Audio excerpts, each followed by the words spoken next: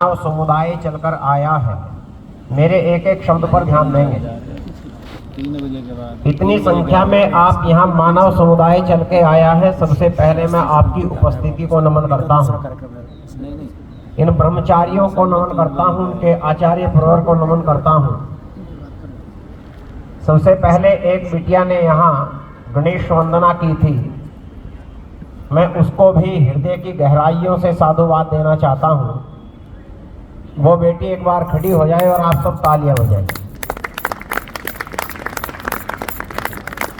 बहुत अच्छी आपकी बेटा प्रस्तुति थी। जो बाद में यहाँ झांकी निकली और वीरवर हनुमान जी की जो अभिनय था वो भी शायद आपके हृदय तक गया होगा। उनके लिए भी मैं बहुत साधुवाद देता हूँ यहाँ से। अब मैं अपने विषय पर आता हूँ। अभी आपने जितनी बातें सुनी, एक एक बात अपने आप में पूरी वेदोक्त थी और आपकी संस्कृति को कोई मार्ग देने वाली थी। आदरणीय वंदनीय मातृशक्ति, आदरणीय भाई बहनों मेरे, इतना समझ लीजिए, ये जो अभी राम की झांकी निकली, दशरथ के घर में 4 बेटों ने जन्म लिया, जिनमें बड़ा बेटा राम था। दशरथ के घर में तो राम नाम के एक लड़के ने जन्म लिया था।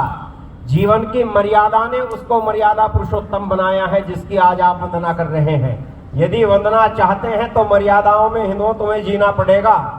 यदि मर्यादाओं की लहरों को तोड़कर बहोगे तो वो हाल होगा। गंगा सबसे हमारे इधर की उत्तर भारत की पवित्र नदी है। हम उसको माँ कहते हैं क्योंकि वो हमारा पालन करती है।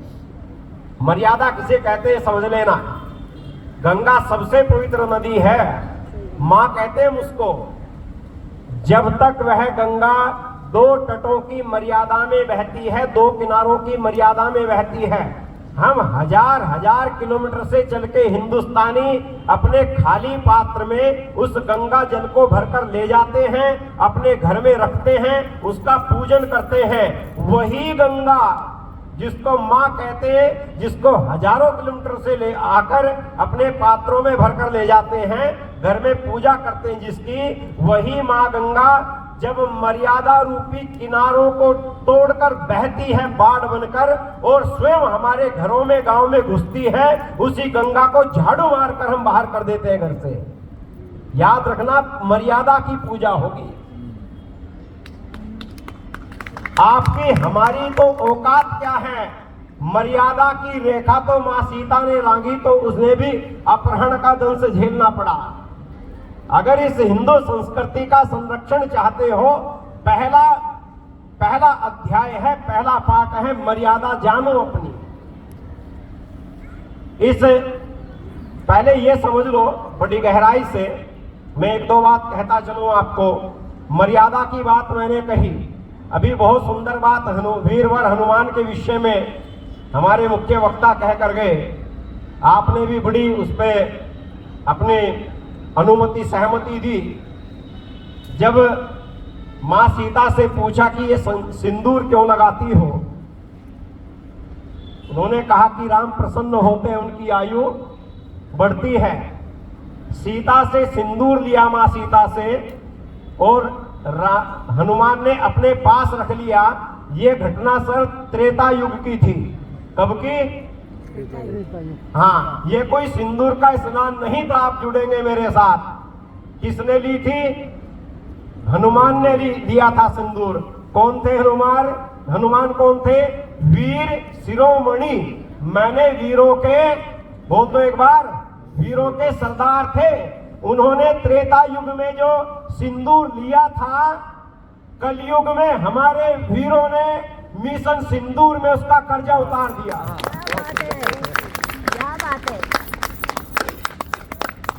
ये त्रेता का सिंदूर आज कलयुग में पूरा हुआ है। इसके लिए ताली बजाओ एक बार अपने वीरों के लिए।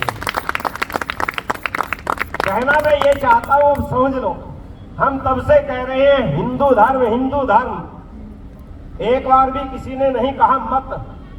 आज पूरे सुन लीजिए और अपने बच्चों को जाके बताइएगा, मत में और धर्म में अंतर होता है। मैंने अभी आपके सामने प्रारंभ में एक पंक्ति कही थी, यहाँ उपस्थित इस कॉलोनी के सभी मानव, अक्सर हम क्या कहते हैं, भाई आदमी कम आए हैं, आदमी ज्यादा आए हैं, यही शब्द प्रयोग करते हैं ना। कहां से आए आदमी शब्द? याद रखना, जो आदम की संतानें थी वे आदमी कहलाए, तुम मनु की संतानें हो, तुम मानव हो। और मैं क्यों कह रहा हूं ये बात? मैं इसलिए कह रहा हूं ये बात कि रात को 1 बजे यदि आपके घर में चोर घुस जाए, आप नहीं कहते कि 4 मानव घुस गए, क्या कहते हो? 4 आदमी, 4 आदमी आ गए। यदि खाली रोड पर सुनसान में जा रहे हो, जिस पर चोरी का खतरा हो, कोई कहता है कि 4 मानव मिलेंगे, क्या कहते हैं? 4 आदमी मिल सकते हैं। याद रखना, जो मानव होगा वो कभी घर में चोरी के लिए घुसेगा ही नहीं। जो मानव होगा वो रात को राह पर राहजनी कर ही नहीं सकता। और ये जो हिंदू संस्कृति है, जिसका पूर्ण नाम और सनातन नाम वैदिक संस्कृति है, वो आदमी का निर्माण नहीं करती, आदमी का निर्माण करते हैं आदम वाले। वेद कई वैदिक संस्कृति है ये, और वेद की उद्घोषणा है मनुर्भवः, हम मनुष्य का निर्माण करते हैं, हम मानव का निर्माण करते हैं। और वो मानव आदमी की रक्षा नहीं करता, वो मानव व्यक्ति की रक्षा नहीं करता। जो मानव बनता है वो मानवता की रक्षा करता है, मानवता की। इसलिए मैं कहने चला हूं आपके बीच में, इसको समझ लीजिए, मत क्या है, धर्म क्या है। आप सभी मेरे प्रश्नों का उत्तर देंगे। अच्छा बताइए, इस शरीर में आपके देखने का कार्य कौन सा अंग करता है? भाई जोर से बोलोगे तो मैं भी बोलूंगा। आंखें, वेरी गुड। अच्छा, सुनने का? कान। अच्छा, सूंघने का? नाक करता है। अच्छा, इसी में एक और स्टेप बढ़कर बता दीजिए, सोचने का, विचारने का कार्य कौन सा अंग करता है? मस्तिष्क। Very good. क्या उत्तर आया? मस्तिष्क। अच्छा, मस्तिष्क शब्द के कुछ पर्यायवाची भी है क्या? मस्तिष्क को बुद्धि कहते हैं ना, कहते हैं भाई। मस्तिष्क का एक पर्यायवाची क्या है? बुद्धि। अंग्रेजी में जाओगे तो ब्रेन, और हिंदी में ही, संस्कृत में और हिंदी में इस बुद्धि का, इस मस्तिष्क का एक और पर्यायवाची है जिसे कहते हैं मति। क्या बोलते हैं? मति। कहते हैं नहीं, इसकी मति बिगड़ गई, मारी गई। मैंने इस बुद्धि का एक पर्यायवाची है मति। अगर यहां तक आप मेरे साथ चले आए तो बस आगे देखिए, इस मति से जो उत्पन्न होता है उसे क्या कहते हैं? इस मति से जो उत्पन्न होता है उसे कहते हैं मत। आप चुनाव में कौन सा दान करते हैं? मतदान। जोर से बोलिए। मतदान। आप चुनाव में मतदान करते हैं। वो मत यहां से उत्पन्न होता है कि मैं मोदी की साइड हूं कि किसकी साइड हूं। ये मति से जो उत्पन्न होता है उसका नाम होता है मत। अब यहां तक आ गए तो आगे समझिए, धर्म ये है। अभी सपोज मान के चलते, गणित में सारा खेल मानने का ही तो है ना, माना मूलधन 100 रुपए। तो यहां मान के चलते हैं ये धर्म है। अब सच बताइएगा, जो मोहम्मद साहब ने कुरान में इस धर्म के विषय में जो जो लिखा कि मैं तो इसको ऐसा धर्म मानता हूं, वो ये धर्म है या मोहम्मद साहब का कुरान में लिखा हुआ अपना मत है इस धर्म के लिए? मत है उसका। माने सही गलत का फैसला बाद में करेंगे, अभी केवल मत पर रहेंगे। धर्म ये इधर है। इस पर जो अपनी मति से मोहम्मद साहब ने विचारा, उन्होंने इस्लाम को दे दिया आयतों के रूप में, वो धर्म नहीं। धर्म के विषय में मोहम्मद साहब का मत है। और मत की एक पहचान है, मत का कोई चलाने वाला होता है, मत का कोई शुरू करने वाला होता है। इसी प्रकार बाइबिल में जो ईसा मसीह के विचार आते हैं वे धर्म है या धर्म के विषय में ईसा मसीह के विचार? मैंने मत है ना, जो बाइबिल में है वो ईसा मसीह का अपना मत है। इसी प्रकार यहूदियों के ग्रंथ में जो है वो उनका मत है, अर्थात संसार की सारे ग्रंथों में जो जो बातें धर्म के विषय में कही गई हैं वे इस धर्म के विषय में उनका मत है। अब मेरी बात को जरा सा समझने की कोशिश करना। अच्छा बताओ, मोहम्मद साहब के मत में और ईसा मसीह के मत में एकता है या अंतर है? अंतर है ना, एक होते तो दोनों एक ना होते। अच्छा बताइए, ईसा मसीह के मत में और यहूदियों के मत में एकता है या अंतर है? अंतर है ना। बस इस मत में अंतर को ही आप पुस्तकों में आपके बच्चे मतांतर पढ़ते हैं। मतांतर शब्द का अर्थ है मते अंतराह इति मतांतराह। मत में अंतर मतांतर कहलाता है। मत ऐसे हैं, अब समझिए धर्म क्या है। ये धरा जो है ना, भूमि का एक पर्यायवाची है धरा। जिस संस्कृत की धातु से धरा शब्द बनता है उसी संस्कृत की धातु से धर्म शब्द बनता है। धर्म कैसा है? जैसे धरा है। धरा कैसी है? जैसे धर्म है। तो मत क्या है? बस अब मजा लेना। मत क्या है? जैसे धरा एक है और इस धरा पर, इस धरती पर अनेक सड़कें बनती रहती हैं, पुरानी होकर टूटती रहती हैं, फिर नई बनती रहती हैं, फिर टूटती रहती हैं, धरा वही रहती है। इसी प्रकार धर्म एक है, मत आते रहते हैं, मत जाते रहते हैं, पुराने मत समाप्त होते रहते हैं, नए मत जन्म लेते रहते हैं। वे मत जिसके ऊपर खड़े हैं वो धर्म एक है। उस धर्म का नाम क्या है? उसका नाम सनातन धर्म है। अगर आप कहोगे सनातन धर्म है, उत्तर गलत हो जाएगा। सनातन इज ओनली ए एडजेक्टिव। सनातन केवल एक विशेषण है। रहने वाला सनातन केवल एक विशेषण है। सनातन कहते किसे हैं? 3 शब्द में दे रहा हूं, बोर तो नहीं हो गए। 3 शब्द में दे रहा हूं आपको। एक होता है नूतन। नूतन उसे कहते हैं जो अब है, पहले नहीं था।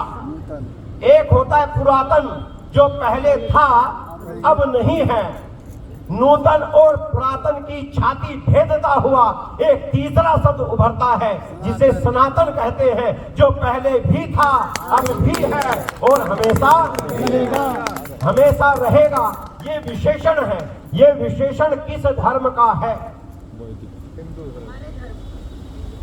अब समझिए, मैंने कहा था प्रत्येक मत के पीछे उस मत को प्रारंभ करने वाला कोई ना कोई व्यक्ति है।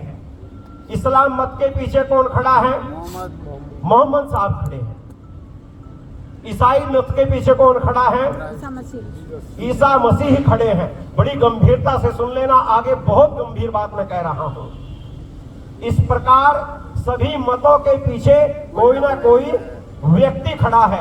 अब बताओ मुझे, हिंदू के पीछे, हिंदू धर्मी कह रहा हूं मैं, हिंदू धर्म के पीछे कौन व्यक्ति खड़ा है? मैं बहुत गहरी बात कह रहा हूं। अगर हिंदू धर्म के पीछे से कृष्ण को हटा दो तो क्या ये सनातन धर्म मर जाएगा?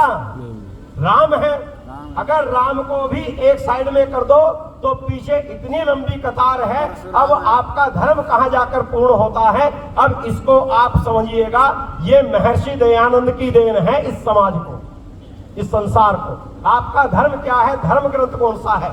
अच्छा, अभी हम हिंदू धर्म की रक्षा की बात कर रहे हैं। अच्छा, पूरे पंडाल में मुझे बताए, हिंदू धर्म का धर्म ग्रंथ कौन सा है?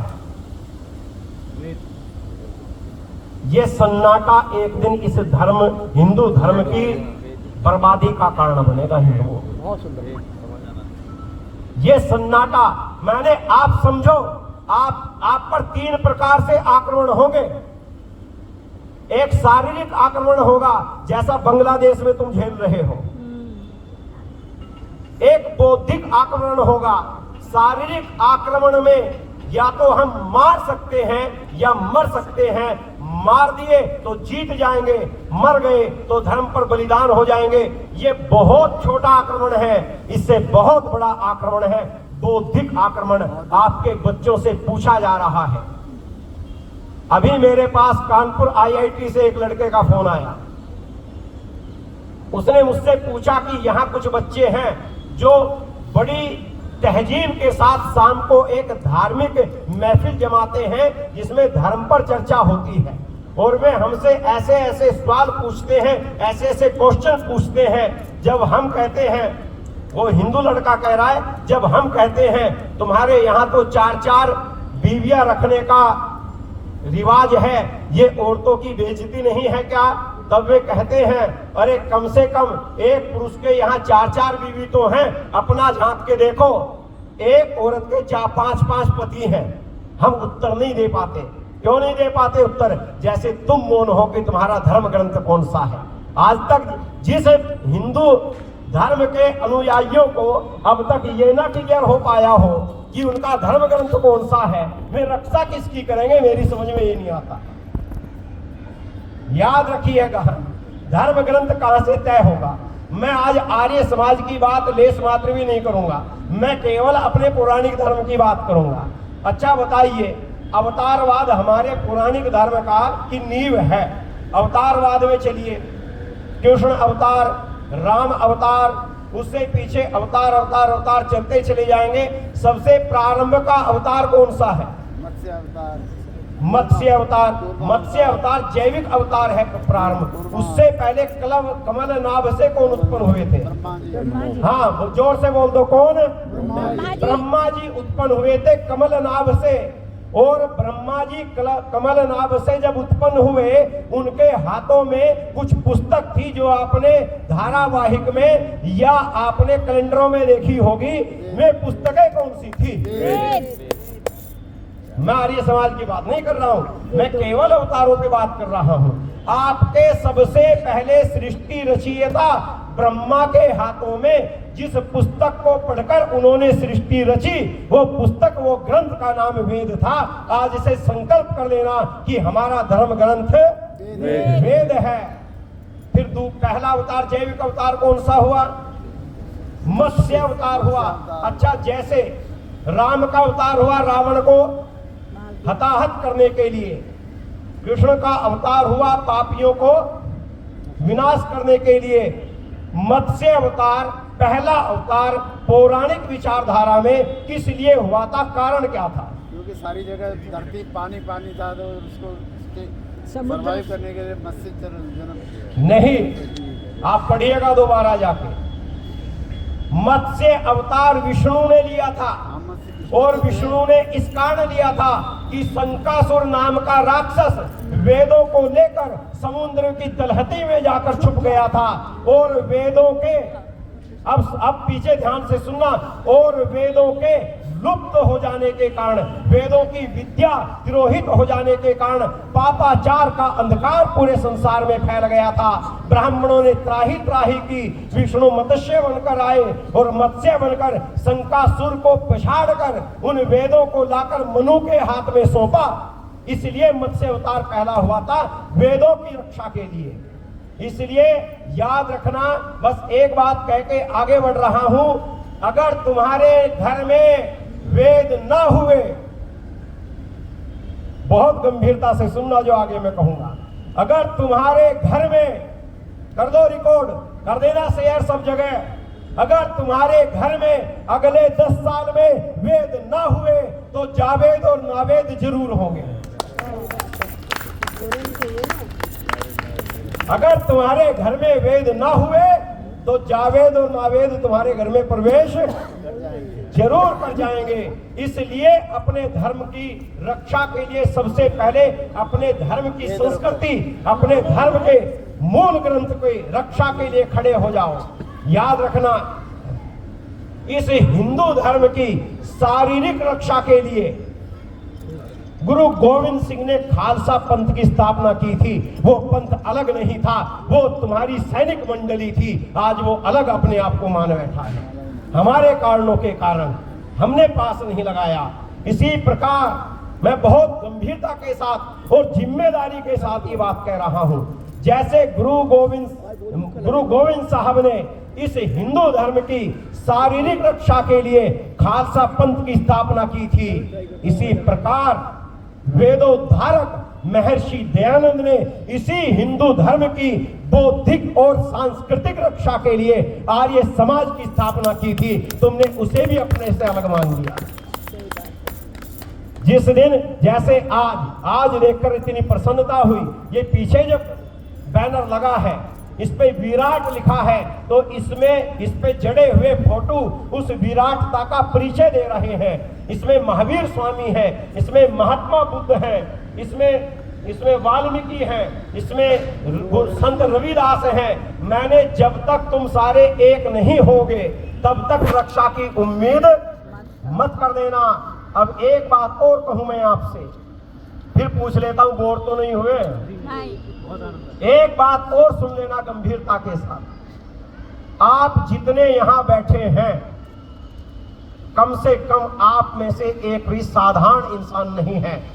आप देश के लिए, आप अपनी हिंदू संस्कृति के लिए कोई ना कोई वेदना लेकर जी रहे हैं। वो वेदना आपको घर से कदम उठाकर यहां चलाकर लाई है, अन्यथा अनेकों अपनी दुकानों पर सामान बेच रहे हैं, अनेकों अपना कार्य कर रहे हैं। और ये जो यहाँ बैठे इस पंडाल में, उनके लिए मैं एक बहुत सम्मानित अपनी बात कह दूं, उनके लिए समर्पित कर रहा हूं ये बात। एक गांव में आग लगी थी साहब, और गांव में आग लगी थी। आग गांव को धू-धू करके जला रही थी। आग की लपटें गांव को जलाती हुई आग ऊपर उठ रही थी।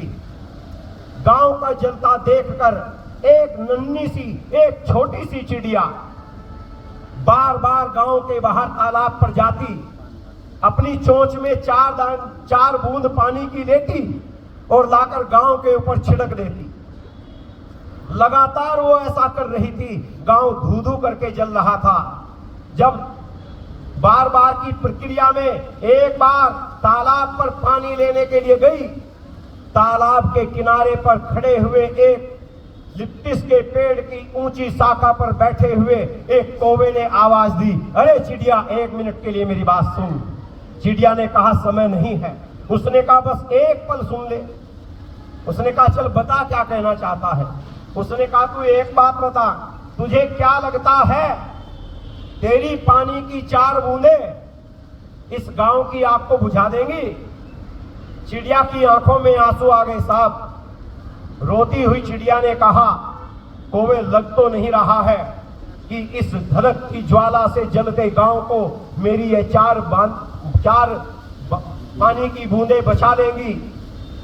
कहा कौवे ने, तो तेरा दिमाग खराब है, पागल हो गई है, तू भी जलकर मर जाएगी, कैसे बचाएगी इस गांव को? चिड़िया ने जो बात कही वो यहाँ उपस्थित एक एक मेरी बहन, मेरी बेटी, मेरे बच्चे और मेरे आदरणीय इन आर्यभद्र पुरुषों, इन हिंदुओं के लिए है। चिड़िया ने रोते हुए एक बात कही। चिड़िया ने कहा सुन कौवे, मैं नहीं जानती कि मेरी 4 पानी की बूंदें इस गांव को बचा पाएंगी या नहीं बचा पाएंगी, परंतु जब तक मेरे शरीर में अंतिम श्वास भी चल रहा होगा, उस अंतिम श्वास तक भी मैं ये 4 पानी की बूंदें डालती रहूंगी। कौवे ने कहा इससे हो क्या जाएगा?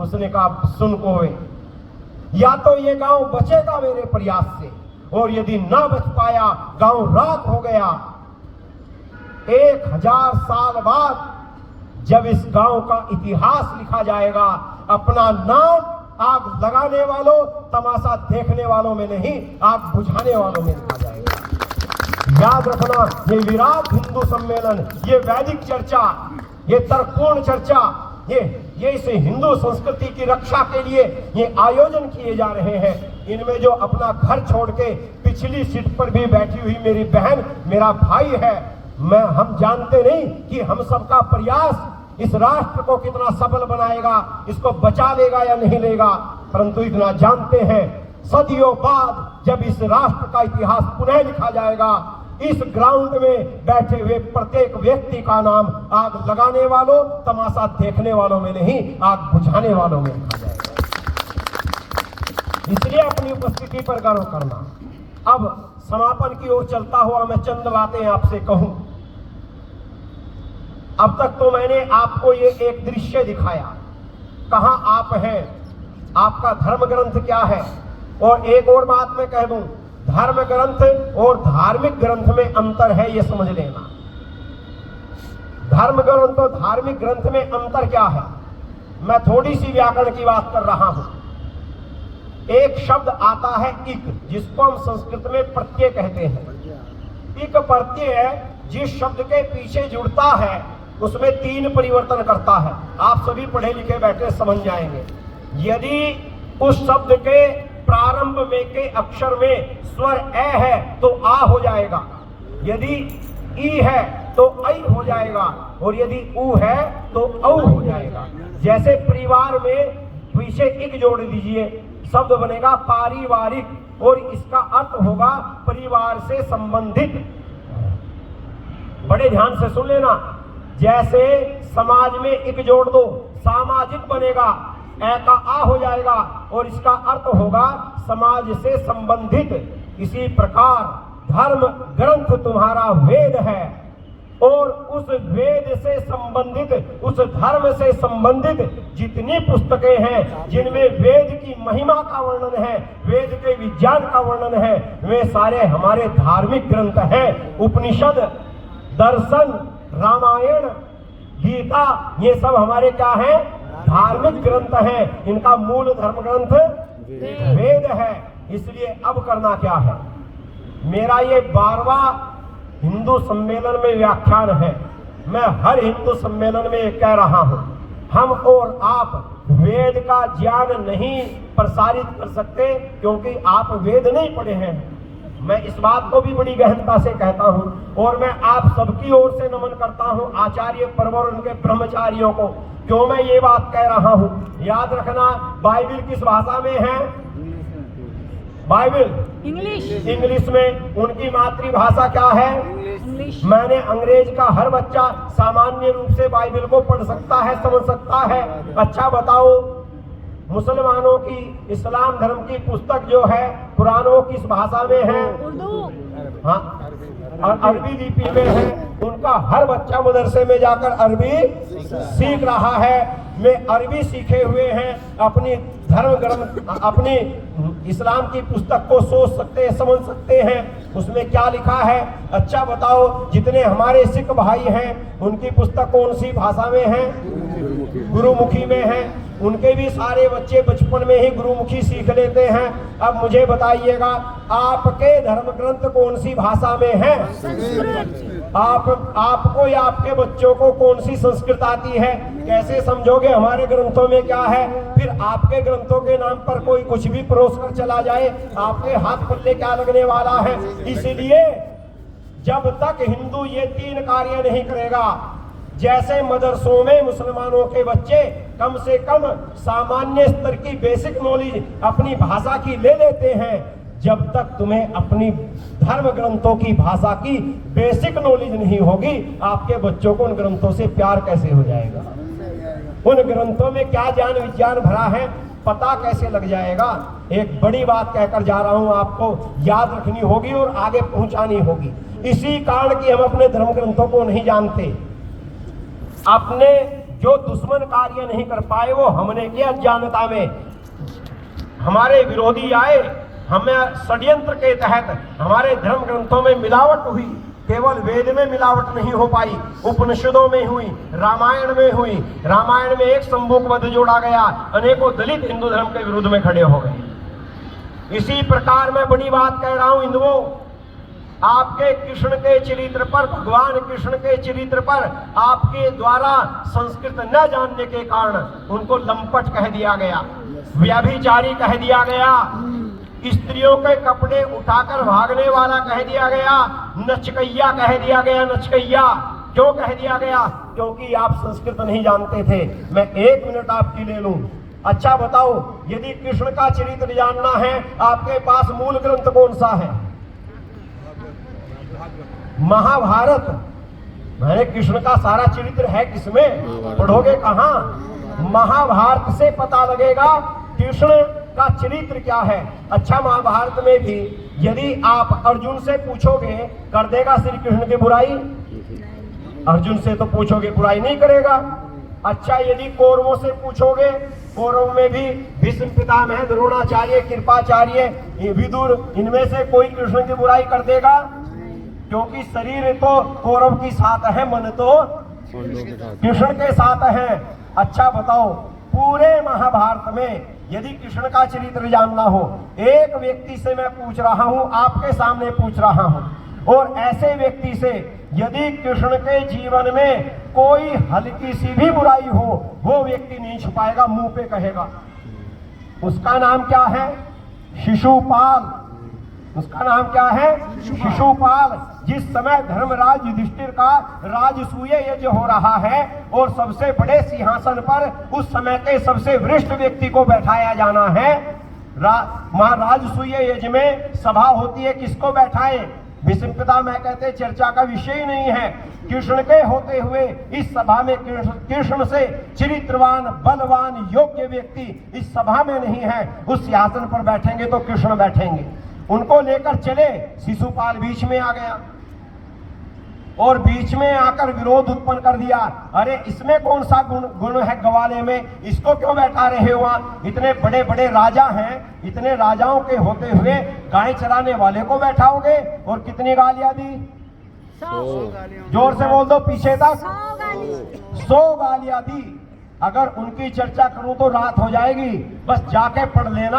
आर्य समाज का विद्वान होने के नाते चैलेंज करके जा रहा हूं, चैलेंज। रिपोर्ट करवा देना मेरे खिलाफ यदि झूठ हो तो।